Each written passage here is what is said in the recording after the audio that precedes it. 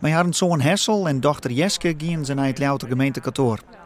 Lang om let kreeg dochter Silke, die het Seizelien deerben is, ook officiële namen. Ze is geboren op 1 mei 2012 in de gemeente Leeuwarden.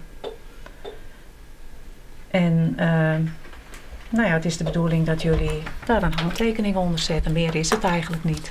Voor de ouden is het likwols volle meer. Silke is er altijd bij geweest vanaf 2012, elke dag. Altijd in ons hart. En dit is wel iets extra's. En nu is het helemaal compleet. Compleet. Dat is voor de familie Meijer met z'n vierven. Al wie het voor de oerhietomjouwing net zo vanzelfsprekend. Toen we bijvoorbeeld gingen trouwen, toen kwam ze niet terug in de registratie. Dus dan merk je ineens van, ze bestaat gewoon eigenlijk niet.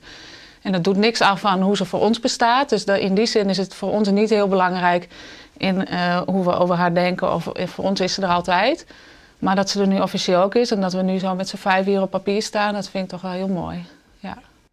De nou 10-jarige Hessel maakt het verlies van zijn zusje bewust mee. Dit is de geboorteknuffel van Silke. Die heb ik samen met papa in het ziekenhuis gehaald.